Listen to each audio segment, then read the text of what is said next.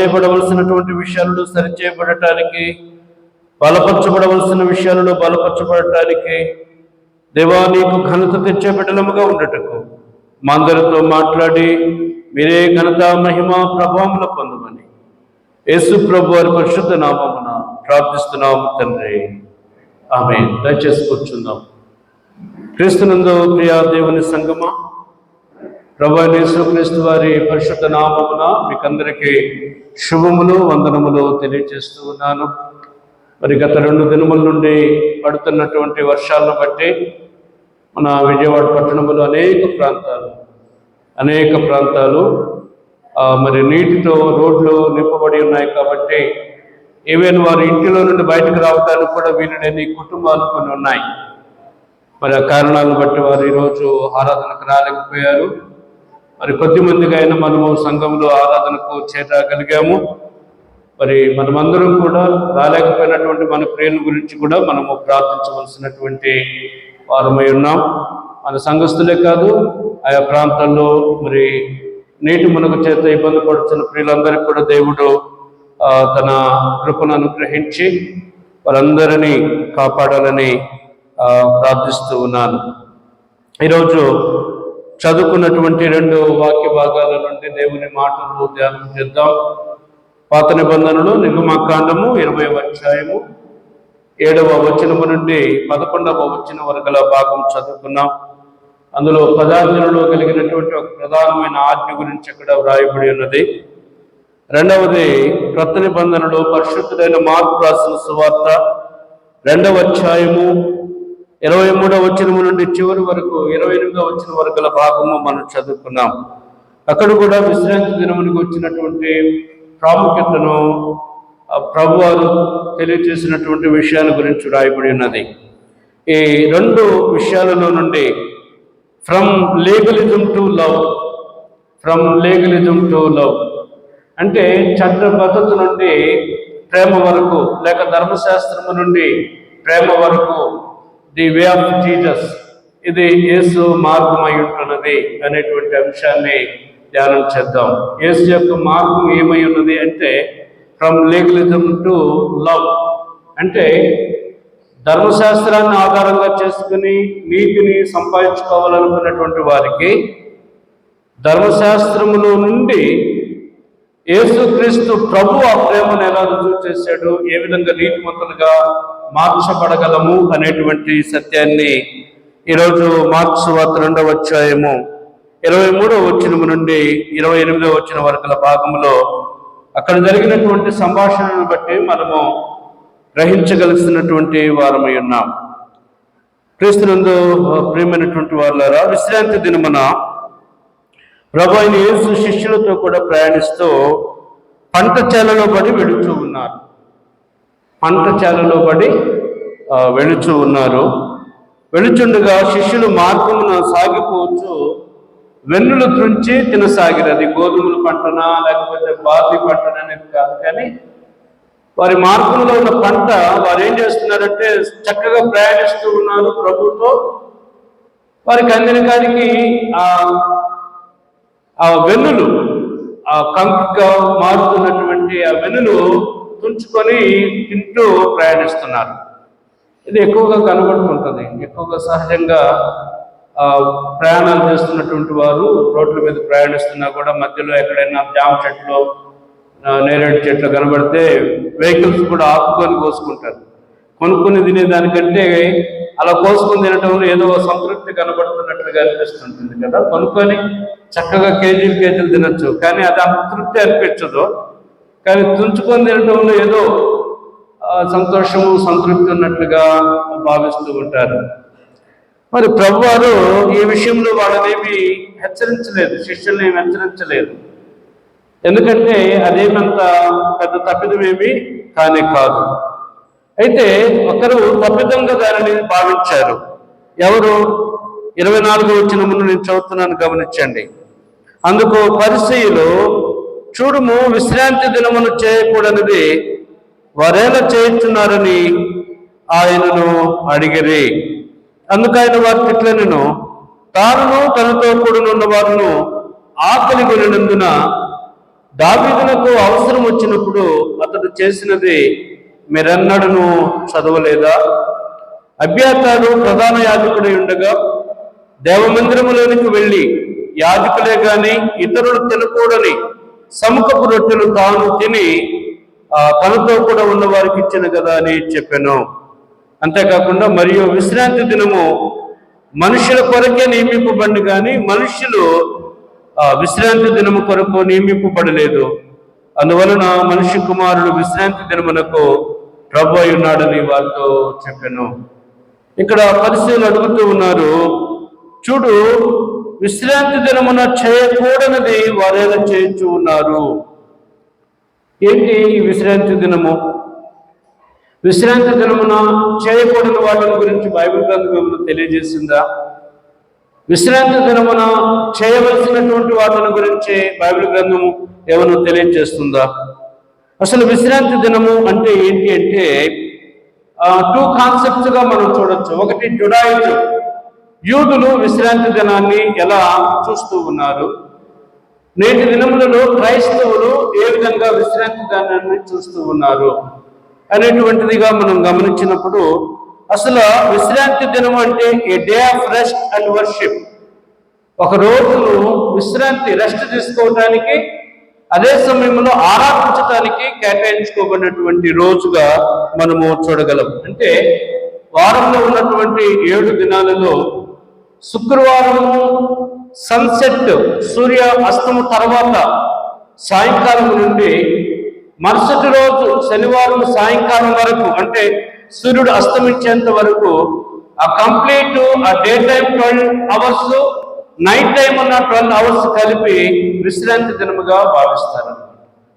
అంటే శుక్రవారం సాయంకాలం మొదలుకొని శనివారం సాయంకాలం వరకు కూడా మరి యూదులైనటువంటి వారు మరి ఈ విశ్రాంతి దినము యొక్క నియమమును అనుసరిస్తారు, విశ్రాంతి దినమును పాటించవలసినటువంటి పద్ధతులను అనుసరిస్తారు.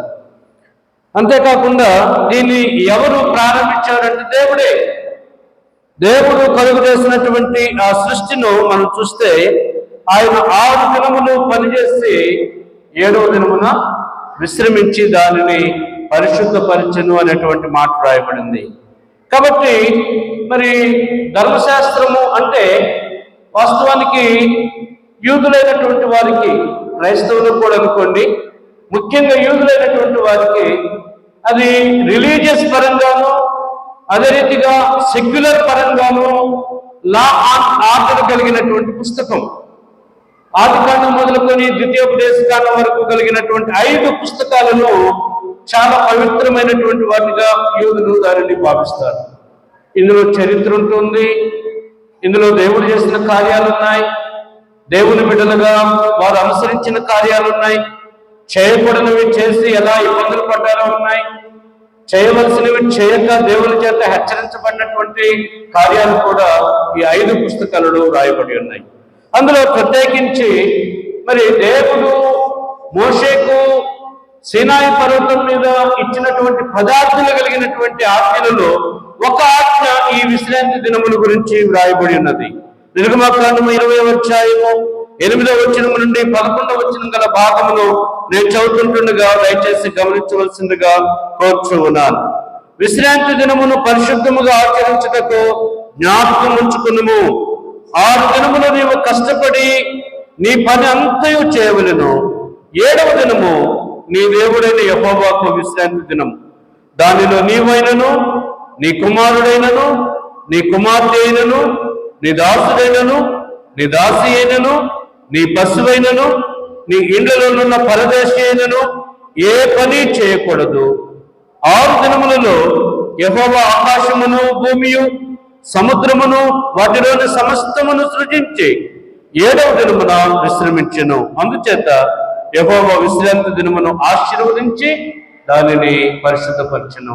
కాబట్టి విశ్రాంతి దినము ఆజ్ఞలలో ఒక ఆజ్ఞ ఇంటూ ఉంది, 10 ఆజ్ఞలలో ఒక ఆజ్ఞ ఇంటూ ఉన్నది. కాబట్టి యూదులైనటువంటి వారు విశ్రాంతి దినమును గురించినటువంటి ఆలోచన యేసుక్రీస్తు ప్రభు వారి పరిచర్యలో చూపిస్తున్నట్లుగా మనము చూడగలుగుతూ ఉన్నాం. క్రీస్తునందు ప్రియులారా, ఈ ధర్మశాస్త్రము అనేటువంటిది ఒక విశ్రాంతి దినమే కాదు, ధర్మశాస్త్రంలో చెప్పబడినటువంటి విషయాలన్నీ కూడా తప్పక అనుసరించాలి. వాటిలో ఏది అతిక్రమించినా కూడా ధర్మశాస్త్రములో ఒక్కటి అతిక్రమించినా వారు తప్పిపోయిన వారు అవుతారు. కాబట్టి కొత్త నిబంధనకు వచ్చే లోపల అపోస్తలుడైన పౌలు భక్తుడు అంటాడు, ధర్మశాస్త్రమును అనుసరించడం ద్వారా నీతిమంతులంగా తీర్చబడలేము. మరి ఎలా నీతిమంతులంగా తీర్చబడగలం? ఎలా దేవుని యొక్క సన్నిధిలో నిలవడానికి పరిశుద్ధతను సంపాదించుకోగలం? ఎలా పరలోక రాజ్యాన్ని సంపాదించుకోగలం అనేటువంటి విషయాల మీద ఆయన తన పత్రికలో రాశాడు. ఎక్కువగా రోమిలకు రాసిన పత్రికలో, గలతీలకు రాసిన పత్రికలో ఈ విషయాలు కనబడుతూ ఉన్నాయి. క్రీస్తునందు ప్రేమైనటువంటి వారారా, అంతేకాదు ప్రవక్తలు కూడా ఈ విషయాన్ని గురించి చక్కగా బోధించారు. విశ్రాంతి దినము విషయములో నిజముగా దేవుని పిల్లలు అనుసరించవలసినటువంటి విషయాలను గురించి చక్కగా మరి బోధించినట్లుగా కూడా మనము చూడగలము. క్రీస్తునందు ప్రేమైనటువంటి దేవుని సంగమ, విశ్రాంతి దినముల గురించి యెషయా గ్రంథం 58వ అధ్యాయము 13వ వచనం గల భాగమును గ్రహించండి. చూడండి, నేను చదువుతున్నాను. నా విశ్రాంతి దినమున వ్యాపారము చేయకుండా నాకు ప్రతిష్ఠితమైన దినమును నీవు ఊరుకుండిన ఎడల, విశ్రాంతి దినము మనోహరమైనదనియు యెహోవాకు ప్రతిష్ఠిత దినమనియు ఘనమైనదనియు అనుకుని దాన్ని ఘనముగా ఆచరించిన ఎడల, నీకిష్టమైన పనులు చేయకయు వ్యాపారం చేయకయు లోకవార్తలు చెప్పుకొనకయు ఉండిన ఎడల నీవు యెహోవా యందు ఆనందించదవు. దేశము యొక్క ఉన్నత స్థలముల మీద నేను నిన్ను ఎక్కించదను. నీ తండ్రి అయిన యాకోబు స్వాస్థ్యమును నీ అనుభవములో ఉంచెదను. యెహోవా సెలవిచ్చిన వాక్కు ఇదే. విశ్రాంతి దినమున దానిని ఎంతగా మరి అనుసరించాలి అని ఇక్కడ తెలియచేయబడుతూ ఉంది. ఆ రోజు లోకవార్తలు కూడా చెప్పుకోకూడదంట. ఈరోజు మనకు టైం దొరికితే మనకు మన చుట్టుపక్కల లేక నేషన్ లేకపోతే ఇంటర్నేషనల్ వైడ్ ఉన్నటువంటి న్యూస్ అంతా మనకు చాలా అందుబాటులోకి వచ్చేసింది. ఇంతకుముందు అలా కాదు.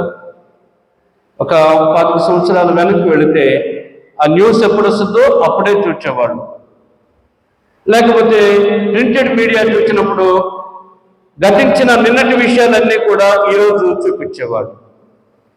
కానీ ఇప్పుడైతే లైవ్ చూపించేస్తున్నారు. అంటే లోకం తెలుసుకోవడం తప్పు కాదు, కానీ లోకంను ఎరగకుండా జీవించడం అనేది చాలా ప్రమాదం.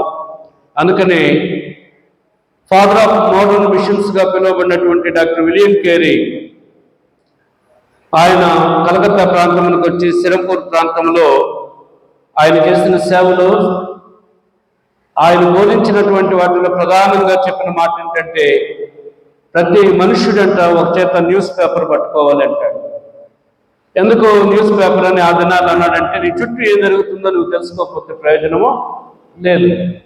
అదే సమయంలో దానికి పరిష్కారం తెలియజేసే బైబిల్ ఒక చేత ఉండాలంటాడు. అంటే కేవలం బైబిల్ ఒక ఆధ్యాత్మిక జీవితానికి అనుకుంటున్నారేమో, బైబిల్ ఆధ్యాత్మిక జీవితానికి ఎంత ప్రాధాన్యత ఇస్తుందో సమాజంలో నైతికంగా ఎలా జీవించాలో కూడా మనకు బోధిస్తుంది. ఎలా ఒకరి పట్ల ఒకరు నడుచుకోవాలో కూడా తెలియజేస్తూ ఉంది.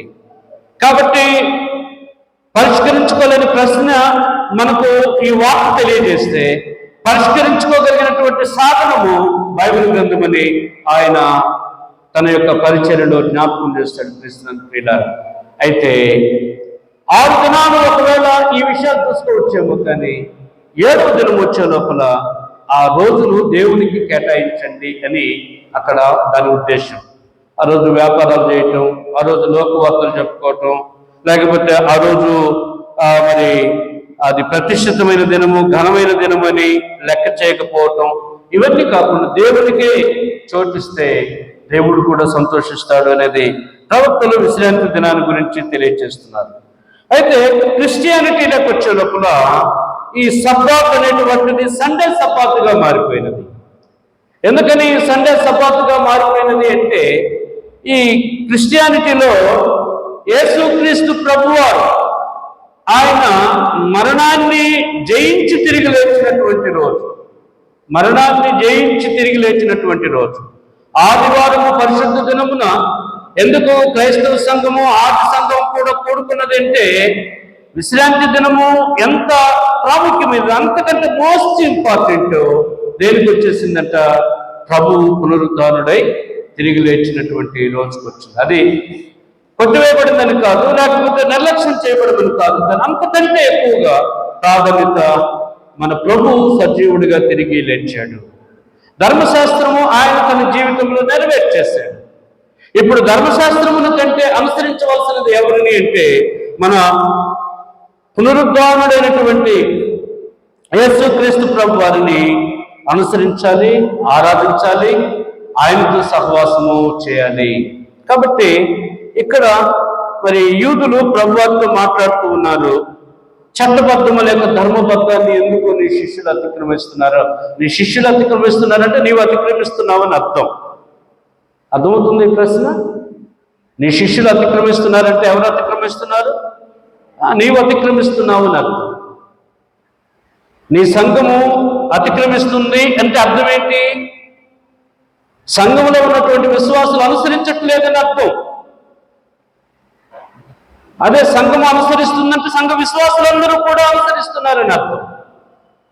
అంటే మనము చేసే కార్యము, మనం చేసే పనులు మనకు అనుకుంటున్నాం, కానీ అది సంఘమంతటికి అది కీర్తైనా వస్తుంది, అపకీర్తైనా వస్తుంది, ఘనతైనా వస్తుంది, లేకపోతే ఘనహీనతైనా వస్తుంది. ఒక్క ఆకాను చేసినటువంటి తప్పిదము యావత్ ఇజ్రాయేలుకి ఏమొచ్చింది?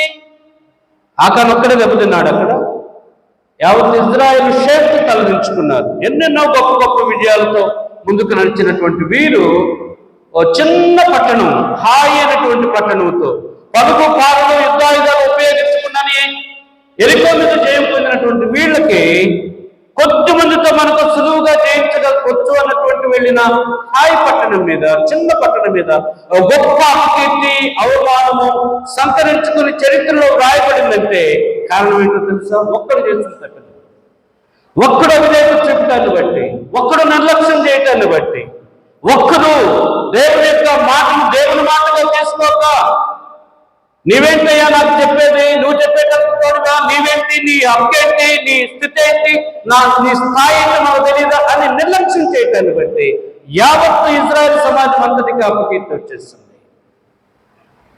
దేవుడు చెప్పిన మాట ఏంటంటే శబ్దమైనటువంటి దానిలో ఆశించొద్దయ్యా అంటే ఏం చేశాడు? ఈయన ఆశించాడు. ఆశించినప్పుడు యావత్ ఇజ్రాయెల్ సమాజం అంతా కూడా దుఃఖపడిపోయారు. ఏంటి, ఎన్నో గొప్ప విజయాలకు కారణమైనటువంటి దేవుని సన్నిధి ఇప్పుడెందుకు పోగొట్టుకున్నామంటే అవిధేయత. కాబట్టి సంఘముగా మనం ఉన్నాము అంటే మనమందరం కూడా దేవుని వాక్యానికి విధేయత చూపితేనే మనం దీవించబడతాం, మన కుటుంబాలు దీవించబడతాయి. సంఘానికి ఘనత వస్తే దేవునికి ఘనత. సంఘానికి అపకీర్తి వస్తూ ఉన్నది అంటే అదేదో నీ మట్టుకు నువ్వు పరిశుద్ధతగా, నీ మట్టుకు నువ్వు నీతిగా నడిస్తే సరిపోదు. అందరం కూడా నడిచినప్పుడు, అందరం కూడా అనుసరించినప్పుడే అది సంఘమంతటికి కూడా ఆశీర్వాదకరంగా ఉంటుంది.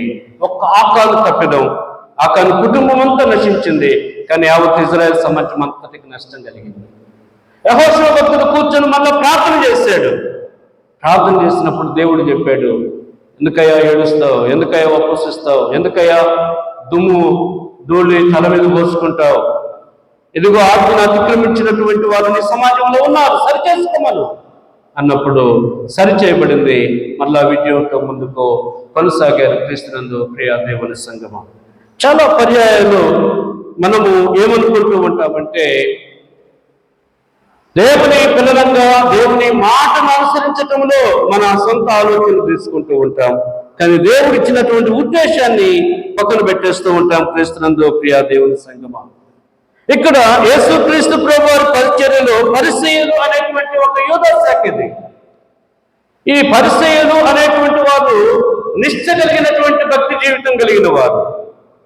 వీరు దేవుని యొక్క ధర్మశాస్త్రం విషయంలో తమను తామే ప్రత్యేకపరుచుకుంటారు. దేవుని యొక్క ధర్మశాస్త్ర ప్రకారంగా మేము జీవిస్తాం, అది కష్టమైన నష్టమైన ఏదైనా సరే మేము జీవిస్తామని ప్రత్యేకంగా తమకు తాముగా వారు తమ యొక్క భక్తి జీవితాన్ని ప్రత్యేకపరుచుకున్నటువంటి వారు, అంటే నిష్ఠ కలిగినటువంటి భక్తి జీవితం అనుసరించేవారు.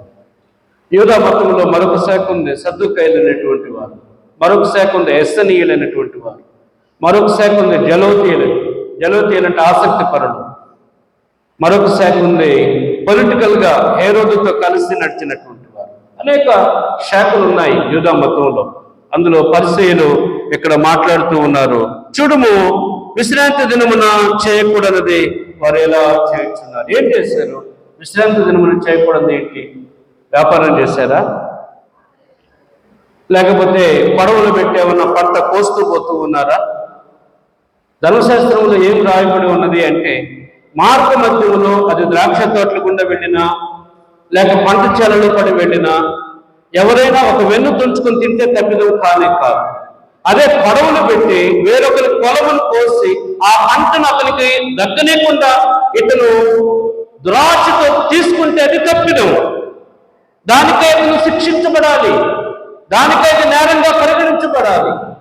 గంప తీసుకొని ఒక ద్రాక్ష గుత్తి తింటావో లేకపోతే ద్రాక్ష గెల తింటావో, కానీ ద్రాక్ష పండు గంపలు కోసుకోకపోతే తప్పిదం. కానీ పండిన పంట ఒకవేళ తింటే ఎంత తింటాడు? దానిని ధర్మశాస్త్రం తప్పుగా చూడటం లేదు. కానీ వీళ్ళు ఏం చేస్తూ ఉన్నారు? తప్పిదం లేని దాంట్లో తప్పిదం చూపించడానికి ప్రయత్నం చేస్తూ ఉన్నారు. తప్పిదం దొరకని దాంట్లో వెతుకుతూ ఉన్నారు, ఎక్కడ తప్పిదం దొరుకుతుందని. అందుకనే మార్కు సువార్త 3వ అధ్యాయంలో ఇక్కడ మనం చూస్తే విశ్రాంతి దినమున ఈయనేమన్నా స్వస్థపరుస్తాడేమో చూద్దామని కనిపెడుతూ ఉన్నారు. క్రీస్తునందు ప్రియమైనటువంటి దేవుని సంగమా, ధర్మశాస్త్రములో చేయబడినటువంటి ఆజ్ఞలన్నీ కూడా లీగలిజం, చట్టబద్ధమైనటువంటివి.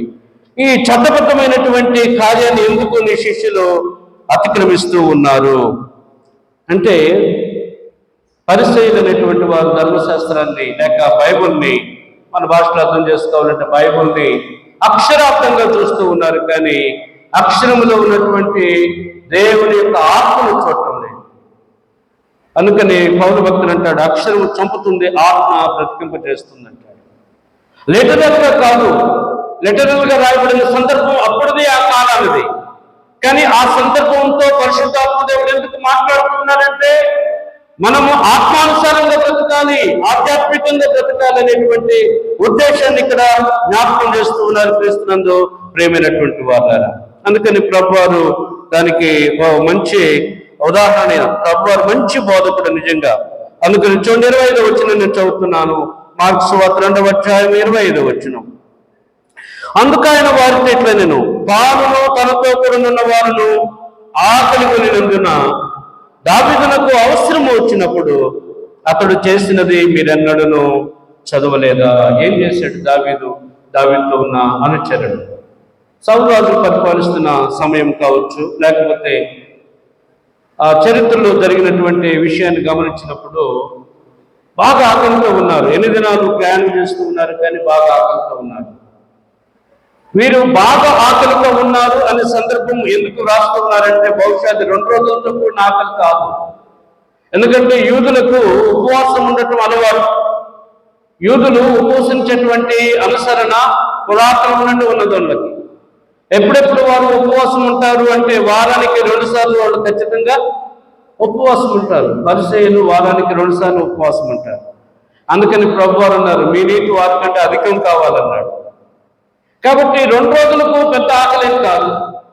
పోనీ వారం రోజులు అంటారా? కావచ్చు. అంతకు మించి 10 దినములు అంటారా? కావచ్చు. కానీ ఆహారమే వారికి దొరకలేదు. ఇప్పుడు ఆకలితో నశించిపోయే బదులు, ఆకలితో చచ్చిపోయే బదులు, బ్రతికి దేవుని కొరకు ఇంకేదైనా చేస్తే బాగుండు, బ్రతికి దేవుడిచ్చిన ఆయుష్తో దేవుని కొరకు జీవిస్తే బాగుండు, బ్రతికి దేవుని చిత్తాన్ని నెరవేరిస్తే బాగుండని ఒక ఆలోచనకు వచ్చేస్తే, అక్కడున్నటువంటి ఒక సమాజ మందిరంలోనికి వచ్చేసాడు. అక్కడ అబ్యాతారు అనేటువంటి ఆయన యాజకుడు ఉన్నాడు. వాస్తవానికి అబ్యాతారు కాదు, కానీ అబ్యాతారు సంతతి వారు ఉన్నారు. అబ్యాతారు అనేటువంటి యాజకుల దగ్గరకు వచ్చి అడుగుతున్నాడు, అయ్యా తినడానికి మాకు చాలా రోజుల నుండి ఆహారం ఏమీ లేదు. బహుశా మీరు చూసినప్పుడు నేటికి 3 దినములు అనే మాట ఉపయోగిస్తారు. మాకు ఆహారం ఏమీ లేదు, కానీ మాకు ఆహారం కావాలయ్యా, ఎందుకంటే నేనే కాదు నాతో ఉన్నవారు కూడా ఆకలితో చచ్చిపోయే స్థితిలోకి వచ్చేసారు అన్నప్పుడు వారికి దొరికిన చోటు ఒకటే, ఎక్కడంటే సమాజ మందిరం లేక దేవుని ఆలయంలో మరి ఆ పరిశుద్ధ స్థలంలో ఉన్నటువంటి సముఖపు బల్ల మీద ఉన్నటువంటి రొట్టెలు మాత్రమే ఉన్నాయి. అవి ఎవరు తినాలి అంటే ధర్మశాస్త్ర ప్రకారం యాజకుడు మాత్రమే తినాలి. అక్కడ పరిచర్య చేస్తున్నటువంటి యాజకుడు మాత్రమే భుజించాలి. కానీ అక్కడ అభ్యంతరం ఏం చేశాడో తెలుసా? అయ్యా, ఈ రొట్టెలు మాత్రం ఉన్నాయి, ఇవి మీరు తీసుకొని తినండి వారు వాటికి అందించారు. అప్పుడు వారు తిని శక్తి తెచ్చుకొని మళ్ళా తిరిగి ప్రయాణంలో ముందుకు కొనసాగుతారు. మరి అక్కడ ధర్మశాస్త్రం ప్రకారం తినకూడదు కదా, అది యాజకుడు మాత్రమే తినవలసింది కదా. మరి ఎందుకు దావీదు ఆయనతో ఉన్న వారు తిన్నారు? అక్కడ విశ్రాంతి దినం ఏమైపోయింది అంటే ధర్మశాస్త్రములో ఉన్నటువంటి ఏ విషయమైనా అతిక్రమించవచ్చు, తప్పు పట్టడానికి మీరు తీసుకునే విషయాలు కొన్ని కావచ్చు అనేటువంటిది ప్రభువారు వారికి తెలియజేసినటువంటి విషయము. క్రీస్తునందు ప్రియమైనటువంటి వారులారా, అందుకని ఈ విశ్రాంతి దినాన్ని గురించినటువంటి ఆ ప్రాముఖ్యతను ప్రభువారే తెలియజేస్తున్నారు. 27వ వచనం, మార్కు సువార్త 2వ అధ్యాయం 27వ వచనం, విశ్రాంతి దినము మనుషుల కొరకే నియమింపబడెను. ఎవరి కోసం ఉంటుంది? మనుషుల కొరకే. రోజు 7 రోజులు పని చేస్తూ ఉంటే రెస్ట్ ఉండదు, రెస్ట్ లేకపోతే ఆరోగ్యం ఉండదు, ఆరోగ్యం లేకపోతే ఆయుష్ తగ్గిపోతే ప్రయోజనం ఏముంది? దేవుడు ఇచ్చిన ఆయుష్ వరకు బ్రతకాలి. అందుకని దేవుడే ఈ నియమాన్ని పాటించాడు. పని చేద్దాం 6 రోజులు, 7వ రోజు కంప్లీట్గా ఆ రోజు నీ కుమారుడు కానీ నీ కుమార్తె కానీ నీ ఇంట్లో ఉన్న సర్వెంట్ కానీ లేకపోతే ఇంకే నీ దగ్గర ఉన్న పశువులు కానీ ఏది కూడా వాటికి పని పెట్టదు. ఆ రోజు కంప్లీట్ రెస్ట్. భారతదేశంలో కూడా కొద్ది రోజులకి ఆదివారాన్ని సెలవు దినాన్ని తీసివేయడానికి క్లాస్ జరుగుతూ ఉన్నాయి. అది జరిగేదే కానీ సరైన మెజారిటీ లేని కారణంతో దాన్ని పక్కన పెట్టేసి ఆదివారం అంత అవసరం ఏమి లేదు, అది మరొక రోజుకు మార్చేద్దాం అని చెప్తూ ఉన్నారు. అప్పుడు ఎవరు ఇబ్బంది పడతారో తెలుసా? క్రైస్తవులే. ఎందుకు చెప్పండి? ఏ రోజైనా ఆరాధించవచ్చు, కానీ ప్రభు పునరుత్థానుడై తిరిగి లేచినటువంటి రోజు వెనకబడింది.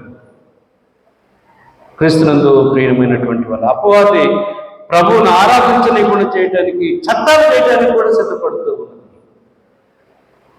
కానీ వాస్తవానికి ఈ రోజు ఎవరి కొరకు ఇవ్వబడింది అంటే దేవుని హృదయములో మనుషుల కొరకే, మీ కొరకే. మీరు రెస్ట్ తీసుకోవాలి.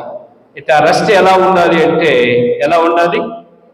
ఎక్కడో సంతోషించడం కాదు, ఎక్కడో గడపటం కాదు, ఎవరితో గడపటం కాదు, దేవుని బిడ్డలంగా కూడుకునే సమయం ఈరోజు. ఎన్ని కుటుంబాలుగా సంఘానికి మనం చేరొచ్చని చెప్పండి. ఇలా కుటుంబాలుగా కూడాలంటే ఏ పెళ్ళైనా ఉండాలి, లేక ఇంకేదైనా శుభకారమైనా ఉండాలి, లేకపోతే ఏదైనా కుటుంబము కోరుకుంటే వచ్చే కార్యమై ఉండాలి, లేకపోతే కొన్నిసార్లు అశుభ కార్యాలు కూడా ఆదరించడానికి కూడుకుంటూ ఉంటారు. తప్పితే ఇంకెప్పుడైనా కుటుంబాలు కూడుకోగలవా? తప్పితే కుటుంబంలో ఉన్న బిడ్డలు తల్లిదండ్రులతో కలిసి ఒక సమయం గడపగలరా? అటువంటి రోజులు కాదు ఇవి.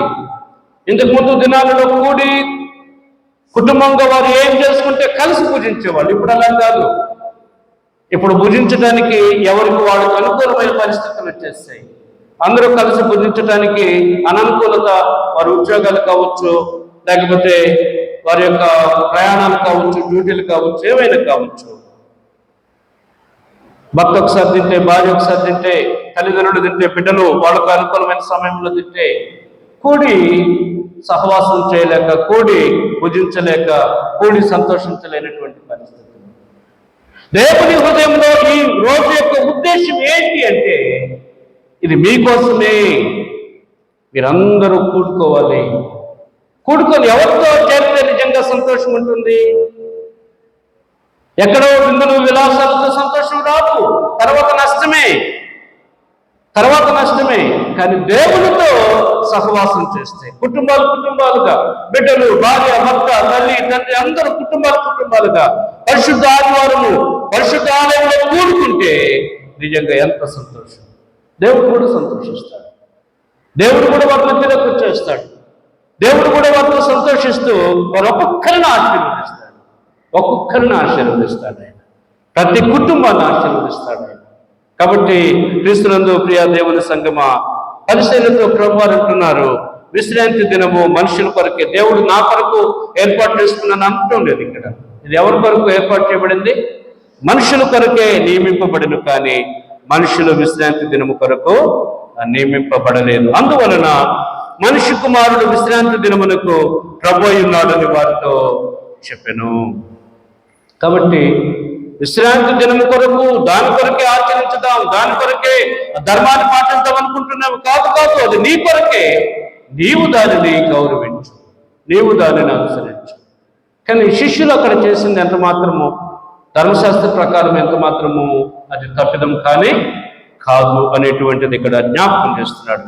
3 లేక 4 విషయాలు మనము చూద్దాం క్రీస్తునందు ప్రియులారా.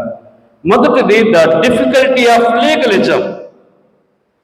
కేవలము ధర్మశాస్త్రాన్ని మాత్రమే పట్టుకొని అనుసరిస్తే దానివల్ల నష్టం వస్తుంది, ఇబ్బంది వస్తుంది, దానివల్ల ప్రాణాపాయం వస్తుంది. అందుకని ప్రభు వారు చెప్పిన అనేక సందర్భాలు ఉన్నాయి.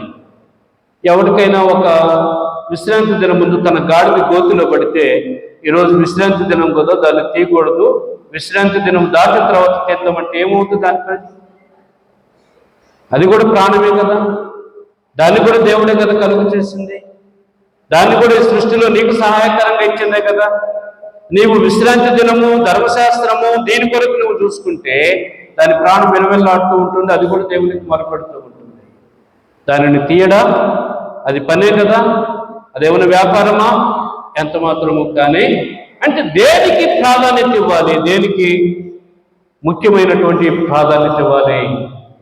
తీసేయమని అంటం లేదు ధర్మశాస్త్రాన్ని, కానీ మోస్ట్ ఇంపార్టెంట్ దేనికి ఇవ్వాలి, దేనికి అసలైన ప్రాధాన్యత ఇవ్వాలి అనేది ప్రభు యొక్క ఉద్దేశం అయింటూ ఉన్నది క్రీస్తునందు ప్రియులారా. మత్తయి సువార్త 23వ అధ్యాయము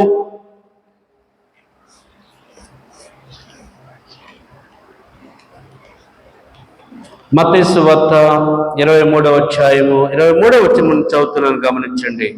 అయ్యో వేషధారుడైన శాస్త్రులారా, పరిసయ్యులారా, మీరు పుదీనాలోను, సోపులోను, జీలకర్రలోను 10వ వంతు చెల్లించి ధర్మశాస్త్రములో ప్రధానమైన విషయములను అనగా న్యాయమును, కనికరమును, విశ్వాసమును విడిచిపెట్టితిరి. ధర్మశాస్త్రములో ఇవి కూడా ఉన్నాయి, కానీ వేటిని ఎంపిక చేసుకుంటున్నారంట? పుదీనాలో దశమ భాగం అంటండి. పుదీనాలో దశమ భాగం ఎప్పుడన్నా తీశారా? పుదీనాలో దశమ భాగం, కొత్తిమీరలో, జీలకర్రలో, బియ్యంలో. వెరీ గుడ్, బియ్యంలో తీస్తున్నారు, సంతోషం. దేవుడిచ్చిన కష్టార్జితంలో దశమ భాగం తీస్తున్నామా? దశమ భాగం అనేది ధర్మశాస్త్రం. కొత్త నిబంధన ఏం చెప్తుందంటే తాను వర్ధిల్లను కొలదివ్వాలండి. దశమ భాగం కాదు అక్కడ. దేవుడు నిన్ను ఎంత ఆశీర్వదిస్తున్నాడో, నీవెంత వర్ధిల్లుతున్నావో దానిలో దేవుని కొరకు, దేవుని పరిచర్య కొరకు ఇవ్వాలి. కానీ వీరు దేనిని ఎంపిక చేసుకున్నారంట? పుదీనాలోను, సోపులోను, జీలకర్రలోను 10వ వంతు చెల్లించి ధర్మశాస్త్రంలో ప్రధానమైన విషయాలు ఏంటి? ప్రధానమైన విషయాలు న్యాయము, కనికరము, విశ్వాసము. వీటిని చేస్తున్నారంట, వీటిని విడిచిపెడుతున్నారు. ఎవరి పట్ల న్యాయంగా నడుచుకోవాలి? తోటి వారి పట్ల న్యాయంగా నడుచుకో. అన్యాయం చేస్తే తాను చేసిన అన్యాయం కలది మళ్ళా అనుభవించక తప్పదు. అది న్యాయం నువ్వు చేసి ఒకవేళ నీకు నష్టం వచ్చిన, దేవుడు న్యాయవంతుడు, నీ న్యాయానికి ప్రతిఫలం ఇస్తాడు. అదే అన్యాయం చేసావనుకో నీవే అనుభవిస్తావు అన్యాయం. దాన్ని వదిలిపెట్టేశారు, సులభమైన తీసుకొని మేము ధర్మశాస్త్రాన్ని పాటిస్తున్నామంటారు. క్రీస్తునందు ప్రియులారా, కనికరం ఎవరి మీద చూపాలి? అసలు కనికరం అంటే అర్థం ఏంటి? కనికరము అంటే అర్థం ఏంటి? ఓ రోజు మరణశిక్ష పడినటువంటి తన కుమారుడి విషయంలో ఒక తల్లి ఆ రాజు దగ్గరకు వచ్చి విజ్ఞాపన చేసుకుంటూ ఉందండి. ఏమని విజ్ఞాపన చేస్తూ ఉన్నదంటే, తన కుమారుడు దేశానికి నష్టం చేశాడు, దాని తీర్పు పర్యవసానము ఉరిశిక్ష విధించబడ్డది. అప్పుడు ఆ తల్లి క్షమాభిక్ష కోరుతూ ఏమని అడుగుతూ ఉన్నది అంటే, కనికరం చూపండి రాజా అన్నదంట. అప్పుడు ఆయన అంటున్నాడంటమ్మా, నీ కుమారుడు ఏ విషయంలో చూసినా, ఎక్కడ తప్పించాలని చూసినా సాధ్యం కావడం లేదమ్మా. ఆయన ఈ శిక్షకు పూర్తిగా అర్హుడై ఉన్నాడు. అంటే ఏమంటున్నట్టు కనికరం చూపండి రాజా అంటున్నాడు. అంటే కనికరం అంటే ఏంటంటే తప్పిదం చేశాడు కాదంటం లేదు, కానీ నీవు క్షమించి అతనికి మరలా జీవితాన్ని ప్రసాదించు. అది కనికరం. కనికరం అంటారు. ఈరోజు మనం క్షమించగలుగుతూ ఉన్నామా? లేకపోతే ఇది చట్టం, ఇది న్యాయం, దీని ప్రకారం నడుచుకోకపోతే ఖచ్చితంగా శిక్ష అనుభవించాల్సిందంటే ఆ పాపాత్మురాలైన స్త్రీ దగ్గర ప్రభు ఏమన్నాడో తెలుసా? మీలో తప్పిదం లేని వాడెవరో మొదట రాయి. అంటే మన తప్పిదాలను మనం పక్కన పెట్టేస్తాం, ఎదుటి వారి తప్పిదాలను మనం చూస్తాం. కానీ ఇక్కడ ప్రభు చెప్తున్న మాట ఏంటి అంటే, ధర్మశాస్త్రం కూడా చెప్తున్న మాట ఏంటంటే కనికరము చూపుకుంటున్నాడు. కనికరం అంటే అనర్హుడే, కానీ నీవు ప్రేమ చూపించు, నీవు దయ చూపించు, మరొక ఛాన్స్ ఇవ్వు. అందుకని ప్రభు అక్కడ ఆ పాపాత్మురాలుగా పిలువబడిన స్త్రీతో అంటాడు, మళ్ళా నీవు తప్పిదము చేయొద్దు, మళ్ళా నీవు తప్పిదం చేయొద్దు. అంటే నీ జీవితాన్ని అక్కడికి నాశనం చేసుకోవద్దమ్మా, మిగిలిన జీవితం దేవుని కొరకు జీవించు. అలా అవకాశము ఇవ్వగలిగేటువంటి పరిస్థితులు చూపటమే కనికరము. ఇంకా ఇక్కడ ఏం చెప్తున్నాడు? విశ్వాసము. ఎవరి యందు ఉంచాలి విశ్వాసము? దేవుడి యందు. ప్రభు అన్నాడు, ఒక శతాధిపతిని చూసి అంటూ ఉన్నాడు, ఆ శతాధిపతి తన దాసుడు బాగలేకపోతే ప్రభు దగ్గరకు వచ్చి సాగిలపడి మోకాళ్ళ మీద పడి, అయ్యా ఇదిగో మాట మాత్రం సెలవిస్తే చాలు, నా దాసుడు ఇంటి దగ్గర ఆ మరణ పడక మీద నుండి బాగుపడతాడు అన్నప్పుడు ప్రభు అన్నాడు, ఎంత గొప్ప విశ్వాసం అయ్యా, నేను నన్ను రమ్మని తల మీద చేయబెట్టి ప్రార్థన చేయమని అడుగుతామేమో అనుకున్నాను, కానీ అలాగేం అడగట్లేదు, మాట మాత్రము సెలవిమ్మన్నాడు. అందుకే ప్రభు అన్నాడు, ఇజ్రాయేలులో ఇంత గొప్ప విశ్వాసము నేను చూడలేదు. సో ఎవరి యందు ఉంచాలి విశ్వాసం? దేవుని యందు, దేవుని మాట యందు విశ్వాసం ఉంచాలి, దేవుని యొక్క ఆజ్ఞ యందు విశ్వాసం ఉంచాలి, దేవుని వాక్యం యందు విశ్వాసం ఉంచాలి. దేవుని మాటను నమ్మితే ఖచ్చితంగా మన జీవితాలు దీవించబడతాయి క్రీస్తునందు ప్రియులారా. కాబట్టి ఏదైతే ధర్మశాస్త్ర విషయంలో వీరు అనేక ఆక్షేపణలు చేస్తున్నారో, వీరి ఆక్షేపణలు కొద్ది రోజులకి దేవుని యొక్క ఉద్దేశం తప్పిపోయేటట్లుగా వీరు ప్రవర్తిస్తున్నట్లుగా మనము చూడగలం క్రీస్తునందు ప్రియులారా. రెండవదిగా మనం చూస్తే the purpose of the law, ధర్మశాస్త్రం యొక్క ఉద్దేశం ఏంటి? ధర్మశాస్త్రాన్ని ఎందుకు ఇచ్చాడు అసలు దేవుడు? ధర్మశాస్త్ర ఉద్దేశం అపోస్తలుడైన పౌలు భక్తుడు గలతీ క్రైస్తవ సంఘానికి రాసినటువంటి మాటను గమనించుదాం. గలతీలకు రాసిన పత్రిక 3వ అధ్యాయం, గలతీలకు రాసిన పత్రిక 3వ అధ్యాయము 24వ వచనమును చదువుతున్నగా గమనించండి. కాబట్టి మనము విశ్వాస మూలమున నీతిమంతులమని తీర్చబడినట్లు క్రీస్తునొద్దకు మనలను నడిపించుటకు ధర్మశాస్త్రము మనకు బాల శిక్షకుడాయను. బాల శిక్షకుడు అంటే బాల్యములోనే ఒక గైడ్ అన్నమాట.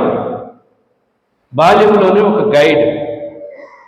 ఇంతకుముందు పెద్ద బాల శిక్ష అనేవాళ్ళు పాఠశాలలు బాగా డెవలప్ కాని దినాలలో. దాంట్లో అన్ని విషయాలు ఉన్నాయి. నేను కూడా అసలు ఏముంది పెద్ద బాల శిక్షలు అని చూశాను. అన్ని విషయాలు, జీవన సంబంధమైనటువంటి విషయాలు, వాతావరణ సంబంధమైనటువంటి విషయాలు, ఇరుగు పొరుగు వారితో మెలగవలసిన విషయాలు, అనేక విషయాలు రాసి ఉన్నారు. ఇక్కడ పౌలు భక్తుడు పరిశుద్ధాత్మ పూర్ణుడే అంటున్నటువంటి మాట ఏంటి అంటే, మనము విశ్వాస మూలమున నీతిమంతులముగా తీర్చబడినట్లు. దేని మూలంగా? బలులు అర్పించటం ద్వారానో, కానుకలు ఇచ్చటం ద్వారానో, దాన ధర్మాలు చేయటం ద్వారా కాదంట. నీతిమంతులుగా తీర్చబడేది మొట్టమొదట విశ్వాసము ద్వారా. ఎవరి యందు విశ్వాసము? ప్రభువైన యేసుక్రీస్తునందు విశ్వాసం ఉంచటం ద్వారా మనము నీతిమంతులుగా తీర్చబడినట్లు క్రీస్తునొద్దకు మనలను నడిపించుటకు, యేసుక్రీస్తు ప్రభు వారి యొద్దకు మనలను నడిపించుటకు ధర్మశాస్త్రము మనకు బాల శిక్షకుడు ఆయను. అంటే దేవుని పిల్లలంగా మనం గమనించాలి, అసలు యేసుక్రీస్తు ప్రభు వారు ఎందుకు వచ్చాడో తెలియజేస్తుంది ధర్మశాస్త్రం. యేసుక్రీస్తు ప్రభు వారు ఎందుకు వచ్చాడు? నీతిని సంపూర్ణంగా మనకిచ్చి, పరిశుద్ధతనిచ్చి దేవుని సన్నిధిలో నిలవబెట్టడానికి ఇదిగో పాపం లేని పరిశుద్ధుడు అవసరం. అది ఎడ్ల యొక్కయో, మేకల యొక్కయో, లేక పశువుల యొక్క రక్తంతో కాదు. దానివల్ల మనుషునికి ఏమవుతుందంటే ఏటేటా అలవాటైపోయింది. ఈ పస్కాకు బలి అర్పిస్తాడు, కుటుంబం అంతటి పక్షాన సంతోషించి బయటికి వెళ్తాడు. మళ్ళా పస్కా లోపల ఎన్నో పాపాలు, ఎన్నో అవినీతి కార్యాలు, ఎంతో అక్రమాలు చేస్తాడు. మళ్ళా పస్కాకు వస్తాడు, మళ్ళా ఇప్పుడు నా కుటుంబ పక్షంగా బలిపశువు అంటాడు. దానివల్ల నీతిమంతులంగా ఎంత మాత్రమూ తీర్చబడలేదు. కానీ ఇదే ధర్మశాస్త్రం ఏం చెప్తుందో తెలుసా? ఏ పాప ప్రాయశ్చిత్తం అయితే అవసరమైనదో ఆ పాప ప్రాయశ్చిత్తం చేయగలిగేది, మరలా నీవు పాపంలో పడకుండా సంరక్షించగలిగేది ఒక్కడే ఒక్కడు, ఆయన ప్రభు అయిన యేసుక్రీస్తు వారు. కాబట్టి ధర్మశాస్త్రమే ఆయన దగ్గరకు నడిపిస్తుంది. అది కేవలం బాల శిక్షకుడు మాత్రమే. అంటే మనము ఏదో స్కూల్ లెవెల్లో స్టడీ చేస్తే సరిపోదంట. భక్తికి ఎలా ఉండాలంట? తాను పెరిగే కొద్దీ జ్ఞానాన్ని పెంపొందించుకోవాలి. తాను విశ్వాసంగా ఎదిగే కొద్దీ విశ్వాసములో మరింత విశ్వాసగా మారాలి. కృపలో నుండి అధిక కృపలోనికి రావాలి. కానీ ఎక్కడ వేసిన స్థితిలోనే అక్కడ ఉండటం ఎంత మాత్రమో దేవుని చిత్తము కాదు. క్రీస్తునందు ప్రియులారా, హెబ్రీయులకు రాసిన పత్రిక 9వ అధ్యాయం 12వ వచనము నుండి నేను చదువుతున్నాను, గమనించండి. మేకల యొక్కయు కోడల యొక్కయు రక్తముతో కాక తన స్వరక్తముతో ఒక్కసారే పరిశుద్ధ స్థలములో ప్రవేశించును. ఏలయనగా మేకల యొక్కయు ఎడ్ల యొక్కయు రక్తము మైలుపడిన వారి మీద ఆకుదూడ పొడుగ చల్లుటయు శరీర శుద్ధి కలుగునట్లు వారిని పరిశుద్ధపరిచినెడల నిత్యుడుగు ఆత్మ ద్వారా తను దేవునికి నిర్దోషినిగా అర్పించుకున్న క్రీస్తు యొక్క రక్తము నిర్జీవ క్రియలను విడిచి జీవముగల దేవుని సేవించుటకు మీ మనస్సాక్షిని ఎంతో ఎక్కువగా శుద్ధి చేయను. ఎందుకు ప్రతి నెల మొదటి ఆదివారము మనము బలలో పాల్గొంటాము తెలుసా? ఈరోజు చాలా మంది బాధపడ్డారు, అయ్యో బలలో పాల్గొని పనులు లేకపోతున్నామే. ఎందుకు బలలో మనం పాల్గొంటామో తెలుసా? ఈ బల్ల మనకు జ్ఞాపకం చేస్తుంది యేసు ప్రభు వారి యొక్క శిలువ మరణము. యేసు ప్రభు వారి యొక్క శరీరము ఎలా గాయపరచబడినదో, ఎలా నలగొట్టబడినదో మనకు జ్ఞాపకం చేస్తున్నప్పుడు మన మనస్సాక్షి ఏమవ్వాలంట? శుద్ధి చేయబడాలి, కఠినం చేసుకోకూడదు. చాలా మందికి తెలియక బలలో చేయి వేయరు, లేకపోతే ఇంకొక సమయమైన వాయిదా వేసుకుంటారు. చెప్పలేము, రేపు ఎవరికి తెలియదు, ఎలా ఉంటుందో ఎవరికి తెలియదు. నేడని సమయం దేవుడు నీకు ఎందుకు ఇచ్చాడంటే నీ మనస్సాక్షిని శుద్ధి చేసుకోవాలి, నీ జీవితాన్ని నీతిమత్వంలోనికి నడిపించుకోవాలి, పరిశుద్ధతను అనుసరించాలి. అందుకే దేవుడు ఇచ్చాడు. రేపటి సంగతికి ఎవరు చెప్పగలరు అడ్రస్? అందుకే మన వాళ్ళు అంటారు రేపటికి రూపే లేదు. చెప్పగలరా? 100 సంవత్సరాలు బ్రతకాలని 90 దాటిలో చాలా ప్రయత్నం చేస్తున్నారంట. కానీ వాళ్ళు 92, 95 వచ్చే లోపల కాలం చేసేస్తారు. ఆశ ఉంది, ఎందుకంటే ఎవరి చేతుల్లో లేదు. దేవుడిచ్చిన వరకు జీవితాన్ని గడపటమే, దేవుడిచ్చిన వరకు రోజులు ముందుకు వెళ్ళటమే. కానీ నేడు మారితే రేపేం జరుగుతుందో ఎవరికేమీ తెలియదు. క్రీస్తునందు ప్రియులారా, కానీ ఎందుకు మనకు నెల మొదటి ఆదివారం ఒక క్రమంగా పెట్టారంటే మన మనస్సాక్షిని కడుక్కోవటానికి, శుద్ధి చేసుకోవటానికి. నీ మనస్సాక్షి దేవుని సన్నిధిలో యథార్థంగా నువ్వు మోకరించి ప్రార్థన చేసేటప్పుడు దేవుని సన్నిధిని అడగలుగుతున్నావా, లేక నోటి మాటతో పలగలుగుతూ ఉన్నావా? యథార్థంగా నోటి హృదయపూర్వకంగా మాట్లాడగలిగితే దేవుడు అంటాడు, ముందు నీ పాపాన్ని విడిచిపెట్టండి, నీ పాపం నుండి నీవు బయటికి రా, నీ పాపం నుండి నీవు విడుదల పొందు, అప్పుడు జవాబిస్తానంటున్నాడు. అందుకని యెషయా గ్రంథకర్త అంటాడు, రక్షింప నేరకుండానట్లు ఆయన హస్తాలు పుచ్చు కాలేదు, విననేరకుండానట్లు ఆయన చెవులు మందం కాలేదు. ఆయనకేం మందం వచ్చింది అనుకుంటున్నారేమో. నీ ఏడుపు వినలేకుండా ఉండేంత కఠినాత్ముడు కాదు ఆయన. కానీ ఏమట్టు వస్తూ ఉన్నాయి? పాపాలు అట్టు వస్తూ ఉన్నాయి. కాబట్టి ఈ ప్రభు వల్ల ఈ క్రీస్తు శరీరము, క్రీస్తు మన కొరకు చెందించిన రక్తము సాదృశ్యంగా ఏమి జ్ఞాపకం చేస్తున్నాయంటే నీ కొరకు నలగొట్టబడ్డాడు ఆయన, నీ కొరకే పరలోకాన్ని విడిచాడు, నీ కొరకు అవమానాలు పొందాడు, నీ కొరకే. నువ్వేమనుకుంటావు? ఆయన పేరు చెప్పుకొని ఎలా బ్రతికేస్తావు అనుకుంటావు, అది వ్యర్థం. క్రీస్తునందు ప్రియులారా, అందుకని దేవుని పిల్లలంగా మనము జ్ఞాపకం చేసుకోవాలి. పౌలు భక్తుడు అంటాడు, ధర్మశాస్త్రము బాల శిక్షకుడు అయ్యాడంట. ఎక్కడికంటే ప్రభు దగ్గరకు నడిపించడానికి. అంతేకాని ధర్మశాస్త్రాన్ని తీసుకొని మీరు తప్పులు పడుతూ సమయాన్ని వ్యర్థం చేసుకుంటున్నారని వార్త అంటున్నాడు. మూడవదిగా గమనిస్తే, the fulfilment of the law is in love. ఈ ధర్మశాస్త్రాన్ని పూర్తిగా నెరవేర్చడం ఎక్కడుందంటే ప్రేమలో ఉంది. ఎలా ఉందంటే ఎక్కడుందంటే అది ప్రేమలో. మత్తయి సువార్తలో ప్రభు వారు చెప్పినటువంటి మాటను ఒకసారి నేను జ్ఞాపకం చేస్తాను. మత్తయి సువార్త 22వ అధ్యాయము 36వ వచనము నుండి నేను చదువుతున్నాను, గమనించండి. 35 నుండి. వారిలో ఒక ధర్మశాస్త్రోపదేశకుడు ఆయనను శోధించుతూ, బోధకుడా, ధర్మశాస్త్రములో ముఖ్యమైన ఆజ్ఞ ఏదని అడిగాను. ధర్మశాస్త్రములో ముఖ్యమైన ఆజ్ఞ ఏది అని అడిగాను. అందుకు ఆయన, నీ పూర్ణ హృదయముతోనూ, నీ పూర్ణ ఆత్మతోనూ, నీ పూర్ణ మనసుతోనూ నీ దేవుడైన ప్రభువును ప్రేమింపవలనన్నదే. ఇది ముఖ్యమైనదియు మొదటియునైన ఆజ్ఞ. నిన్ను వల్ల నీ పొరుగు వారిని ప్రేమింపవలనన్నది రెండవ ఆజ్ఞ, దాని వంటిదే. ఈ రెండు ఆజ్ఞలు ధర్మశాస్త్రం అంతటికి ప్రవక్తలకును ఆధారమై ఉన్నవని అతనితో చెప్పాను. ధర్మశాస్త్రం అంతా కూడా పిండి వడబోస్తే రెండే రెండు, అందులో ఒకటే ఏంటంటే ప్రేమే. ప్రేమే. ఎవరిని ప్రేమించాలి? దేవుని ప్రేమించాలి. ఎలా ప్రేమించాలి? పూర్ణ హృదయంతో ప్రేమించు, పూర్ణ మనసుతో ప్రేమించు, పూర్ణ బలముతో ప్రేమించు, పూర్ణ వివేకముతో ప్రేమించు. అంటే దేవుడిని ప్రేమించే విషయంలో సంపూర్ణతంగా ఉండాలి. హృదయంలో కంప్లీట్గా దేవునికి చోటు ఇవ్వాలి, మనసులో కంప్లీట్గా చోటు ఇవ్వాలి. ఈ పూర్ణ బలం అంటే దేవుడు నీకు ఇచ్చిన సామర్థ్యత, శక్తి. ఇందులో కొంత దాచుకొని కొంత కాదు. దేవుడు నీకు ఇచ్చిన సామర్థ్యత వర్తిల్లాలి అంటే దేవునికి నమ్మకంగా ఉండాలి. దేవునికి నమ్మకంగా ఉండాలి. అననీయ సఫీరా అనేటువంటి వాళ్ళు భక్తిపరులే. మొదట భక్తిపరులే, మంచి తీర్మానం చేశారు అందరితో పాటుగా. అయితే ఇంటికి వెళ్ళి తమ పొలాలను అమ్మేశారు. ఎవరు చేయమన్నారు తీర్మానం? తక్కిన వాళ్ళు లేరా? వీళ్ళు చేశారు తీర్మానం. ఎందుకంటే కనపరుచుకోవాలి భక్తిని. ఇంటికి వెళ్ళి పొలం అమ్మారు. పొలం అమ్మేలోకి వచ్చిన సొమ్ము చూస్తే, అమ్మో ఇంతనా, ఇంత తీసుకుపోయి ఎక్కడ ఇవ్వాలన్నా, ఇంత తీసుకుపోయి అపోస్తల పాదాల దగ్గర పెట్టాలని వారిద్దరూ ఒక ఆలోచనకు వచ్చారు. కొంత దాచుకున్నారంట.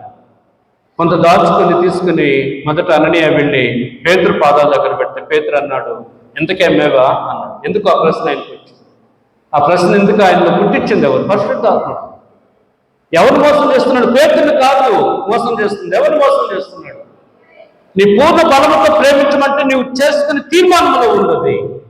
ఒకవేళ అయ్యా నాకు శక్తి లేదు, సామర్థ్యత లేదు, నన్ను ఆశీర్వదించు, నేను నీ కొరకు పని చేయగలిగే రీతిగా నన్ను ఆశీర్వదిస్తాడు ఆయన. కానీ దేవుడి దగ్గర లోకానుసారమైనటువంటి నటన పని. అననీయ చెప్పాడు. అప్పుడు అన్నాడు, ఎందుకు పరిశుద్ధాత్మను మోసం చేస్తావు? ఎదుగో యవనస్తులు వాకిట్లు ఉన్నారంటే అక్కడే పడి ప్రాణం ఇచ్చాడు. కొంతమంది అన్నారు నాతో, అప్పటి తీర్పులు ఇప్పుడు జరిగితే బాగుంది పాస్టర్ గారు. ఎందుకో దేవుడు ప్రేమమయ్యాడు, అందుకే మనకు అవకాశం ఇస్తున్నాడని. ఎందుకో మనం బ్రతుకు మార్చుకొని మిగిలిన ఆ కొద్ది జీవితం వల్ల దేవుని కొరకు జీవించి పరలోకంలో ఆయన సన్నిధిలో నిలవబడడానికి కొరకే దేవుడు ఈ కృపనిస్తున్నాడయ్యా. ఆది క్రైస్తవ సంఘంలో తీర్పులు వెనువెంటనే కొన్నిసార్లు జరిగింది. ఈ విషయం తెలుసుకోక సప్పీరా వచ్చింది లోపలికి. సప్పీరాని అడిగాడు, అమ్మ ఎందుకే మీరు అమ్మారంటే ఆమె కూడా అంటుంది, ఇంతకనయ్యా అన్నది. ఎందుకు మీరు ఏకీభవించారు? ఇక్కడ ఎవరిని మోసం చేస్తున్నారు? ఇదిగో నీ భర్తను సమాధి చేసి వచ్చిన యవనస్తుల పాదాలు ఎక్కడున్నాయి? మనమైతే ఇంటికి పోయి కాళ్ళు కడుక్కొని తల మీదుకొని నీళ్ళు వేసుకొని దీపం చూసి, ఒక పాస్టర్ గారు అడిగారు సమాధికి వచ్చిన ఆయన, పాప వేరే ఊరి నుంచి వచ్చాడు, పాస్టర్ గారు ఇంటికి వెళ్ళి దీపం చూడాలా అన్నాడు. సజీవుడకు లివింగ్ లైట్ చూడయ్యా నువ్వు. మళ్ళీ ఏ లైట్ చూసిన ఇబ్బంది, పాస్టర్ గారు చెప్పాడు నా మీద వేస్తాను. సజీవుడకు జీవపు వెలుగైన యేసయ్యను చూడయ్యా. ఆయన చనిపోయాడు, ఆయన ఆత్మ దేవుని సన్నిధికి వెళ్ళిపోయింది. ఒకవేళ అది ఎక్కడికి వెళ్ళిందో మనకొద్దు, కానీ మట్టిలోకి వెళ్ళిపోతే ఇంక నీకు అంటుకునేది ఏంటి అక్కడ? ఒకటి, అది డీకంపోజింగ్ బాడీ శుభ్రపరచుకో, స్నానం చేసుకో, బట్టలు ఉతుక్కో, తప్పలేదు. కానీ ఆచారం చేస్తే మాత్రము అది పాపమే. మరి యవనస్తుల కాళ్ళు ఎక్కడున్నాయి? ఇంటికి పోయి స్నానం చేసుకొని బట్టలు మార్చుకొని వచ్చారా? వాకిట్లో ఉన్నాయంట. ఆరాధనకు వచ్చేసారు వాళ్ళు అక్కడ. నీ భర్తను సమాధి చేసిన వారి కాళ్ళు అక్కడే ఉన్నాయి, వాళ్ళు నిన్ను కూడా మోసుకుపోతారు. దేవునితో చలగాట మాట్లాడు. అందుకనే మహాజ్ఞాని అయిన సొలొమోను భక్తుడు అంటాడు, దేవుని మందిరంలోనికి వెళ్ళినప్పుడు నీ ప్రవర్తనను జాగ్రత్తగా కాల్చుకో, అనాలోచితంగా అక్కడికి పోయి తీర్మానాలు చేయొద్దు. ఎందుకంటే దేవుని పిల్లలంగా మనం జాగ్రత్త పడాలి. కానీ వీటికి ఇక్కడ గమనించాల్సింది ఏంటంటే, లా యొక్క ఫుల్ఫిల్మెంట్ అంతా కూడా దేవుని ప్రేమలో ఉంది. దేవుని ప్రేమించాలి, పూర్ణ హృదయంతో, పూర్ణ ఆత్మతో, పూర్ణ మనసుతో, పూర్ణ బలముతో దేవుని ప్రేమించాలి. ఎందుకంటే అది దేవుడు ఇచ్చినటువంటి జీవితం కాబట్టి. అదే సమయంలో ఏమంటున్నాడట, నిన్ను వలే నీ పొరుగు వారిని తోబుట్టు కావచ్చు, నీ ఎనిమి కావచ్చు. యేసు ప్రభువు అన్నారు, నీ శత్రువుని ప్రేమించటం ముఖ్యం. కాబట్టి దేవుని పిల్లలంగా మనం చేయాల్సిన, దేవునికి చూపవలసిన నిజమైన విధేయత హక్కులు కొయ్యకున్నాను లేకపోతే ఇంకోటి కాదు. నిజముగా చూపవలసిన విధేయత ఏంటంటే ప్రేమ ద్వారా నడిపించబడటం. అది ధర్మశాస్త్రములో చెప్తున్నటువంటి సారాంశంగా మనము చూడగలం. క్రీస్తునందు ప్రియులారా, నాలుగవదిగా గమనిస్తే ధర్మశాస్త్రము నుండి ప్రేమకు రూపాంతరము ఏ విధంగా ఉన్నదో చూద్దాం. రోమీయులకు రాసినటువంటి పత్రిక 8వ అధ్యాయం 3-4 వచనాలు గల భాగం చదువుతున్నాను, గమనించండి. రోమీయులకు రాసిన పత్రిక 8వ అధ్యాయం 3-4. శరీరమును అనుసరింపక ఆత్మను అనుసరించే నడుచుకుని మన యందు ధర్మశాస్త్ర సంబంధమైన నీతి విధి నెరవేర్చబడవలనని పాప పరిహారము నిమిత్తము దేవుడు తన సొంత కుమారుని పాప శరీరాకారముతో పంపి ఆయన శరీరమందు పాపమునకు శిక్ష విధించెను. ధర్మశాస్త్రం ఏదైతే మనుషుని మీద అభియోగం చేస్తూ ఉన్నదో ఆ శిక్ష అంతటిని మన నుండి బదిలీ చేశాడు. ఎవరి మీద కంటే? యేసుక్రీస్తు ప్రభు వారి మీద. ఈయన ఎవరంటే సొంత కుమారుడు. ఎవరికి సొంత కుమారుడు? దేవునికి సొంత కుమారుడు, ఏకైక కుమారుడు, మరొక కుమారుడు కాదు, ఏకైక తన కుమారుడిని ఈ పాప శరీరాకారంలో పంపి ఆ శరీరంలో ఈ ధర్మశాస్త్రం ఏదైతే మన మీద నేరము మోపుతుందో ఆ శిక్ష అంతటిని ఆయన మీద వేసి మనకేమిచ్చాడంటే ఆయన ద్వారా పరిశుద్ధతను దయచేశాడు. క్రీస్తునందు ప్రియమైనటువంటి వారలారా, కాబట్టి ధర్మశాస్త్రానికి రక్షించడానికి శక్తి లేదు, కానీ దేవుడు తన కుమారుని ద్వారా మనలను రక్షిస్తూ ఉన్నాడు, మనలను తన మార్గంలో నడిపిస్తున్నాడు. ఈ సత్యాలను విశ్రాంతి దినమున జరిగిన సన్నివేశంలో మాట్లాడుతూ చివరిగా ఈ మాటను చూద్దాం. విశ్రాంతి దినమునకు ఎవరు ప్రభు అంటే యేసుక్రీస్తు వారే. మనిషి కుమారుడు విశ్రాంతి దినానికి ఏమై ఉన్నాడంట? ఆయన పక్కన పెట్టి మనము ఆ నియమం పాటిద్దాం, ఈ ఆచారం పాటిద్దాం, ఈ సంప్రదాయం పాటిద్దాం అంటే వ్యర్థం. అవి కాదు, మనం చూడాల్సింది యేసయ్యని. యేసు ప్రభు వారు మనల్ని ఎలా ప్రేమించాడు, మనల్ని ప్రేమించి మనల్ని ఎలా తన స్వకీయ సంపాద్యంగా చేసుకున్నాడు. ఈ సత్యాన్ని మనం గుర్తిస్తే మన జీవితాలు ఆశీర్వదించబడతాయి. క్రీస్తునందు ప్రియ దేవుని సంగమా, యోహన్ను భక్తుడు అంటున్నటువంటి మాటను జ్ఞాపకం చేస్తూ ఉన్నాను, గమనించండి. క్రీస్తునందు ప్రియ దేవుని సంగమా, చూడండి, మనము ప్రేమించమని కాదంట, దేవుడే మనలను ప్రేమించాడు. 4వ అధ్యాయం మొదటి పత్రిక 4వ అధ్యాయము 9-10 వచనాలు. మనము ఆయన ద్వారా జీవించినట్లు దేవుడు తన అద్వితీయ కుమారుని లోకంలోనికి పంపెను. దీనివల్ల దేవుడు మన ఉంచిన ప్రేమ ప్రత్యక్షపరచబడెను. మనము దేవుని ప్రేమించటమని కాదు, కానీ మనల్ని ప్రేమించే మన పాపములకు ప్రాయశ్చిత్తమైనట్టుకు తన కుమారుని పంపెను. ఇందులో ప్రేమ. ఇది నిజమైన ధర్మశాస్త్రం. ఏది నిజమైన ధర్మశాస్త్రం? ప్రభువైన యేసుక్రీస్తు వారే. కాబట్టి ఏది ఇంపార్టెంట్, ఏది ఇంకా మోస్ట్ ఇంపార్టెంట్, ఆ మోస్ట్ ఇంపార్టెంట్ అనేటువంటిది మనసులో అవసరతలు ఉండొచ్చు, ఇబ్బందులు ఉండొచ్చు, కానీ వారి ఎడల మనం ప్రేమ చూపకుండా నేను భక్తి చేస్తున్నాను, నేను ఉపవాసం ఉంటున్నాను, నేను వాక్యాన్ని అనుసరిస్తున్నానంటే మనలను మనమే మోసపుచ్చుకోవద్దు. తలలో ఉంచుదాం, ప్రార్థన చేసుకుందాం. క్రీస్తునందు ప్రియ దేవుని ప్రేమలో జీవించటమే దేవుని యొక్క ఉద్దేశం. చట్టబద్ధంగా చెప్పుకుంటున్న ధర్మశాస్త్రము అనుసరిస్తూ న్యాయము, కనికరము, విశ్వాసము, దైవ ప్రేమను పక్కన పెట్టేసి కొన్నిటిని అనుసరించి మేము ధర్మశాస్త్రాన్ని పాటిస్తున్నామంటే నీవు మోసం చేసుకోవటమే. కానీ ధర్మశాస్త్రం చెప్పినా, ధర్మశాస్త్రంలోని విషయాలు నెరవేర్చినా అది కేవలం ప్రభువైన యేసుక్రీస్తు ద్వారా మాత్రమే. ఆయన ద్వారా ఈరోజు మనకు రక్షణ లభించినది, ఆయన ద్వారా మనకు నీతిమత్వం ఏర్పడినది, ఆయన ద్వారా మనకు సమాధానం కలుగుతూ ఉన్నది, ఆయన ద్వారా మనకు పరలోక రాజ్యం లభిస్తూ ఉన్నది. ప్రార్థన చేసుకుందాం. మహాపరిశుద్ధుడైన మా తండ్రిని వందనాలు చెల్లిస్తున్నాం. ఈ ఆరాధనలో ఇంతవరకు దేవా, ధర్మశాస్త్రము అనేటువంటి చట్టబద్ధత నుండి క్రీస్తు చూపినటువంటి ప్రేమ నిజంగా జీవింపు చేస్తూ ఉన్నదని, క్రీస్తునందు మాత్రమే ఆ ప్రేమ రుజువైనదని, దేవుడు చూపినటువంటి ధర్మశాస్త్రము నీతి, పరిశుద్ధత, కనికరము, విశ్వాసము, న్యాయము కలిగి జీవించాలని, ఆ దైవ ప్రేమను మరచి ఆచార సాంప్రదాయాలతో కాకుండా నిజమైన క్రీస్తు ప్రేమను కలిగి నడుచుకోవాలని ఈ ధ్యానం ద్వారా మీరు మాతో మాట్లాడేందుకై స్తోత్రాలు చెల్లిస్తున్నాం. నిజముగా మమ్మల్ని ఎంతగా నీవు ప్రేమిస్తున్నావు. నీ ప్రేమను అర్థం చేసుకున్న మేము కూడా పూర్ణ హృదయంతో, పూర్ణ ఆత్మతో, పూర్ణ మనసుతో, పూర్ణ వివేకముతో నిన్ను ప్రేమిస్తూ మా పొరుగు వారి ఎడల కూడా ప్రేమ కలిగి నడుచుకున్నట్లు సహాయం చేయమని యేసు ప్రభు వారి పరిశుద్ధ నామమున ప్రార్థిస్తున్నాము తండ్రి. ఆమేన్. క్రీస్తునందు ప్రియ దేవుని సంగమా, ఈ సమయము మన అర్పణలను అర్పించే సమయం కాబట్టి క్వైర్ వారు వచ్చి కానుకలు పాడుతూ ఉంటుండగా పరిచారకులు కానుకలు, ప్రత్యేక కానుకలు, పేదల కొరకైన కానుకలు తీయవలసిందిగా కోరుచున్నాను.